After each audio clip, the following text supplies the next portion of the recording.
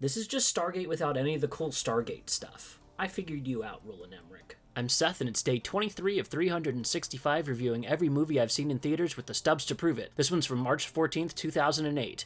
10,000 BC. Question of the day, what's your favorite so bad it's good movie? I'm looking for The Rooms, The Troll 2s. Since we're talking about Roland Emmerich, any Moonfall fans, let me see you in the comments. Yes, this one was directed by Roland Emmerich and stars Stephen Strait and Camilla Bell, who I swear were both cast exclusively for their cheekbones. Teenage me wanted a PG-13 alternative to Conan the Barbarian. What I got was Dancing with Mammoths. What if you ordered Apocalyptico from Temu? This might be one of Roland Emmerich's worst films, not because it's the dumbest, that probably goes to Moonfall, and honestly, Independence Day 2 is at least bad on a grand scale. I mean, there's a whole chunk of that movie that's basically Halo.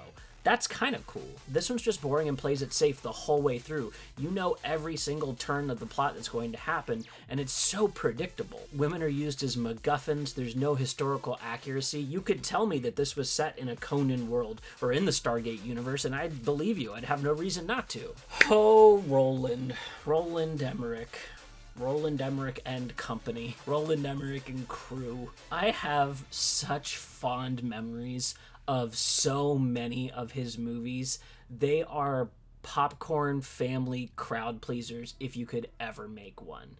I think they only work, though, if you're watching them in a group setting where some of the people are enjoying what they're watching and some people are not, and that really adds to the overall appeal of a Roland Emmerich film. Independence Day, watching it by yourself is a fun time. Independence Day, watching it with everybody you love and hold dear on July 4th, now that's absolutely bonkers. And if I slide back as a director, I've seen a lot of his movies. I've not even seen all of his movies because this is a prolific-ass director. He's been working since the 1970s and has worked all the way up through at least 2022, assuming he doesn't have anything else coming down the pipeline. For me, Universal Soldier, Stargate, The Patriot, even his Godzilla, I can defend a lot of that movie. I know I'm on the outs with the Godzilla community, and I'm wearing the t-shirt to show that I'm also a fan of the OG, but I also like the WB stuff. I like all Godzilla. If you're gonna give me kaiju, I'm going to be happy. You get all the way up to Day After Tomorrow, and that's where he first teeters on the edge for me. I do like that movie a lot. I like a lot of what's happening in it,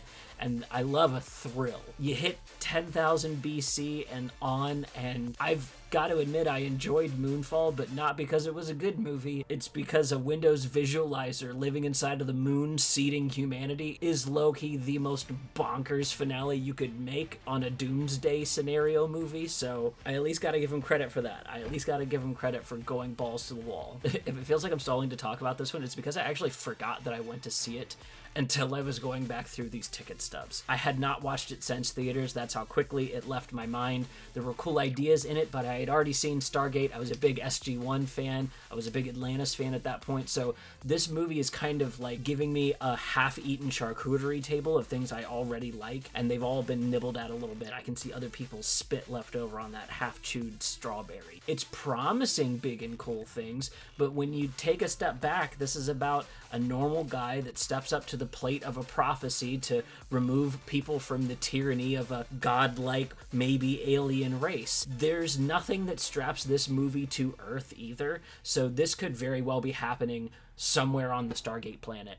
Who fucking knows? The movie isn't concerned with doing anything around that. Instead, it wants to just paint by the numbers through every single version of the story you've already seen. There's zero tension. Our leads aren't charismatic. The kids end up being the heart of the movie for me, and I was most enthralled when they were on screen. But they're not given much to do. They're basically a prize to be won and returned along with the women in this story. Let me not be too negative. I can compliment a movie even if I did not enjoy the experience, and I did not enjoy this experience. I will actually give them set design, and I will give them creature design as well. I know that this kind of stuff looks as good as the Disney live-action remake of Lion King.